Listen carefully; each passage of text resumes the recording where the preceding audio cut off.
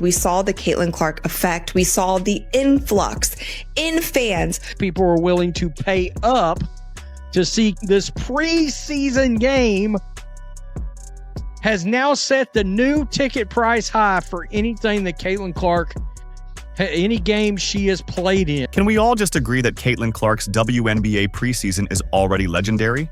Ticket prices have gone through the roof as she breaks yet another record, this time her own. Indiana Fever fans are spending like it's the NBA Finals. And remember, it's only preseason. The moment tickets dropped, it was like Black Friday on Amazon, sold out in seconds. And once again, Caitlin Clark finds herself at the center of a surreal sports moment. Even the ticket brokers are probably still catching their breath.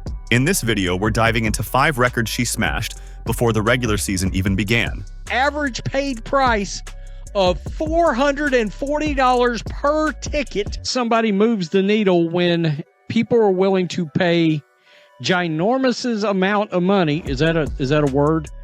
A massive amount of money to see Caitlin Clark play ball. Let's be clear, this wasn't some primetime showdown with championship stakes. It was just a preseason game, basically a warm-up. But the hype? It made it feel like Game 7. So what made it different? Simple. Caitlin Clark stepped onto the court. Meanwhile, behind the scenes, Indiana's front office is working like undercover agents, crafting a master plan to turn this team into a WNBA powerhouse. And at the center of it all is Clark, the crown jewel. This isn't just strategy, it's a full-on sports coup.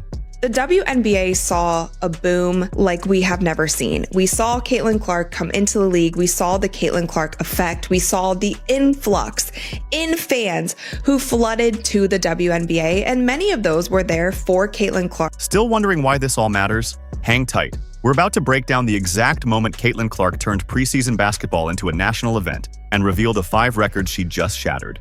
And if you're already part of the CC fan club, go ahead and drop record breaker in the comments. Caitlin Clark, in that, has become arguably the most influential basketball player in the world, both on the men's and the women's side. $440. That's the average price fans were paying just to see Caitlin Clark and the Fever take on Brazil's national team. It was supposed to be a simple exhibition game, but with Clark on the floor, it felt anything but casual. The venue? Carver Hawkeye Arena, her personal coliseum where she made college basketball history. And for the first time ever, a WNBA preseason game was broadcast on ESPN. Another record in the books, because when Caitlin Clark plays, the world pays attention. Iowa's Carver Hawkeye Arena is the most in-demand event involving Clark, with a, quote, average paid price of $440 per ticket. And what's even more mind-blowing, she broke her own record. Her previous high for average ticket price, $411, was set during that legendary March 3rd game against Ohio State, when she passed Pete Maravich for the all-time college scoring record. That was a historic night.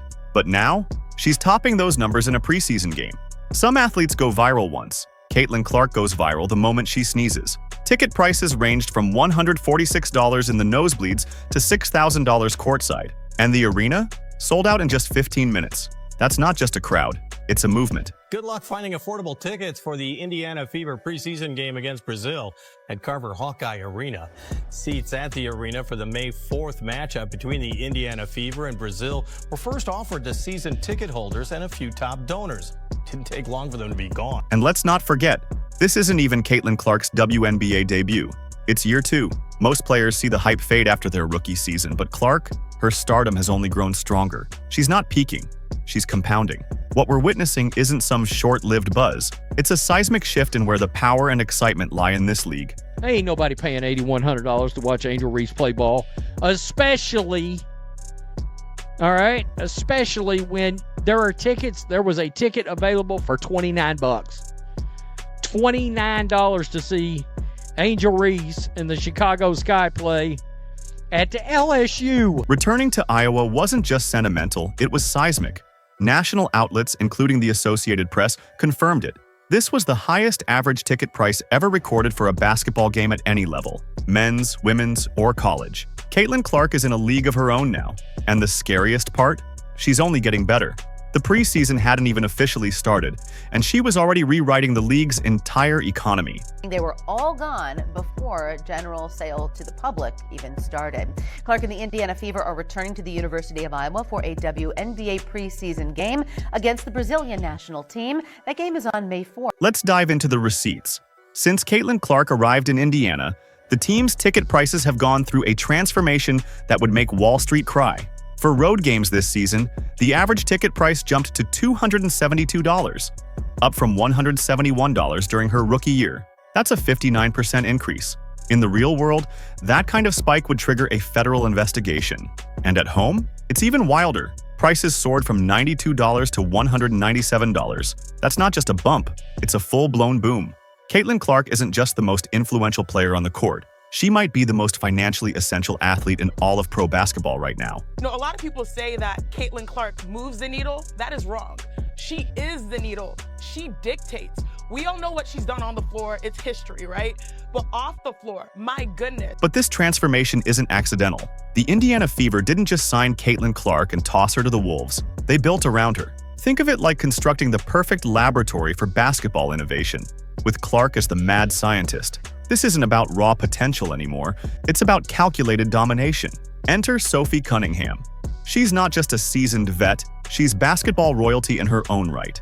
And her decision to join the Fever? That was a public vote of confidence in Clark's superstardom.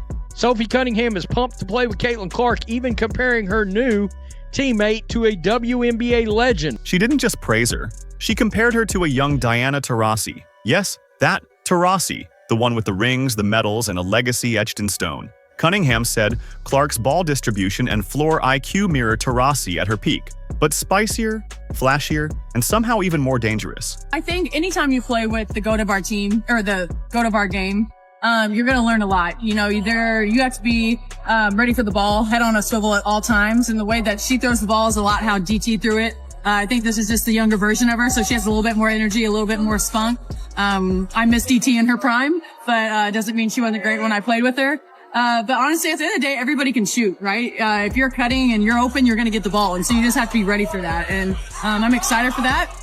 And I think you'll see 1 through 5 is interchangeable. And so you'll see the 5 bring the ball down. So it's going to be a little different for other teams to play defense against us. But Sophie was just the first domino. The Fever went even further by adding Dejanai Carrington, one of the few defenders last season who even remotely slowed Caitlin Clark down. How she felt the team was gelling and how she felt about the addition of DeWanna Bonner. She basically said that when she talks, people listen. And she kind of wants to win it all for her. Here it is. Givi's been tremendous, and obviously, not only as a leader, she's a tremendous basketball player too, and she's won championships. She knows what it is. So when she speaks, everybody listens. So I think that was a piece of the thing we were missing last year. It's we didn't really have that inside of our locker room. So just really grateful for that, and just the way she talks and she leads. For me as a second-year point guard, I want to win for her. This is the end of her career. She deserves it. They stacked even more firepower with Brianna Turner, Natasha Howard, and rounded out the roster with Aaliyah Boston, Lexi Hull, and Kelsey Mitchell. This isn't just a roster. This is a rebellion, a counterattack against the league's long-standing powerhouses. Indiana didn't waste time with a rebuild phase. They're in contention mode now. Everything is just absolutely new. It feels really good. It feels fresh. It's kind of like when you take your clothes out the dryer, kind of like fresh. It just feels different, and it feels good because we have new leadership, we got new players, we got vet leadership, and so I think all that combined just makes for a good atmosphere. It feels good. How does that help you guys elevate even more for the players who are returning? It makes it easier. I remember this time last year, it didn't feel good, so we had to get that in order for people to start playing well. It's like the domino effect. But I think once your culture is kind of established, how you guys see it now, I think it makes everything else way easier. And the sports books agree. On DraftKings, the Fever sit 4th in title odds at plus 380. FanDuel goes even bolder. They have Indiana tied for 2nd at plus 350. This isn't a Cinderella run. This is the front door being kicked open by a team that knows it belongs at the table. If you're placing bets on this league, it's time to start spelling Clark with $signs. So all the rookies are in Indiana. They were at the Pacers game, tossing out shirts with the rest of the team. So hot off the presses, the Indiana Fever have dropped a workout video, which has Bree Hall, it has Yvonne Ejim, and it has Michaela Timpson showing off their stuff with Caitlin. Oh, and did we mention merch? Caitlin Clark's jersey was the best seller in the WNBA last year, and it's not slowing down. Analysts predict she's on track to claim the second best-selling jersey in WNBA history before her second season even ends. The Fever are also seeing a merch explosion. From hats to posters to bobbleheads, everything with Clark's name on it is a hot commodity. She's not just a player, she's a walking stimulus package. And every time she visits an opposing arena, it becomes a fundraiser for the other team. The next team, as we go through our WNBA preview, is the team that I know many of you are fascinated by. It's the team that I don't know what the odds are in the sports books up there in North Carolina, Mitch, but certainly nationally, the conversation when it comes to the WNBA surrounds the Indiana Fever, the second season of Caitlin Clark in the W, and how this team that's been retooled with a new coach, they've brought in some veteran players. You can make the argument they're in win-now mode, combined with that young core that they still have predominantly on rookie contract. Let's rewind. The Fever won just 20 games last season and bowed out early. A decent run, but nothing groundbreaking. Now they're being talked about like title contenders.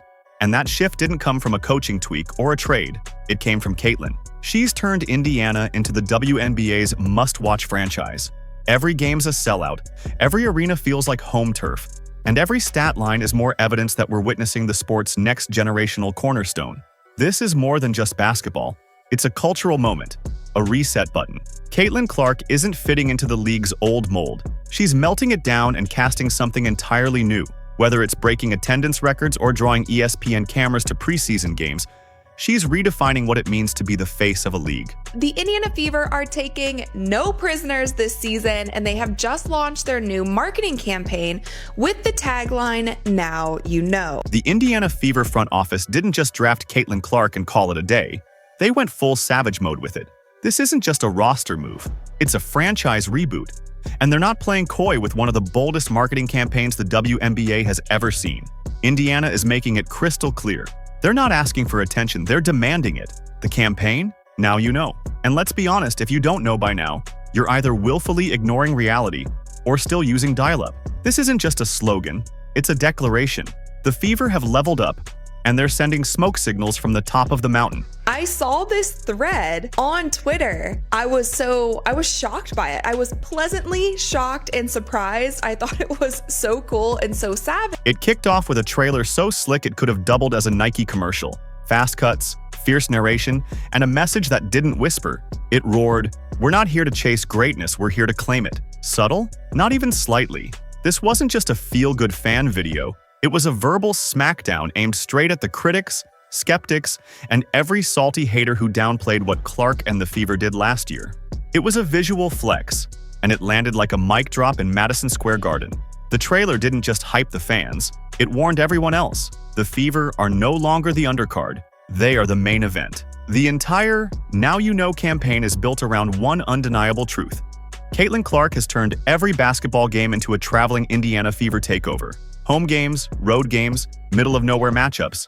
It doesn't matter. Clark's fans show up like it's a Taylor Swift stadium tour. The trailer leans into that reality with a line that's equal parts swagger and statistical fact. Our road games sound like home games because our fans don't ask for permission to dominate. And if you've seen the scenes from last season, you know it's true. Opposing arenas weren't just packed. They were invaded by Clark Nation. Now, what I also think is hilarious is that they took that a step further. So if you go to the team store, the Indiana Fever's team store, you will see that they have a brand new t-shirt that they are selling. And that t-shirt says, "Every game is a home game." And then on the back, it says, "Now you know," with a sold out banner with all of their basically schedule. It's like a tour t-shirt, and it says every game is a home. The road dominance isn't hype, it's measurable chaos.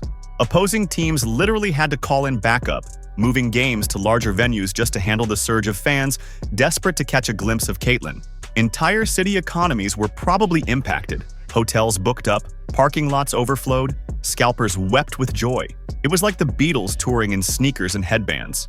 And guess what? Year 2 is doubling down on that mania. The Fever hasn't broken. It's spreading.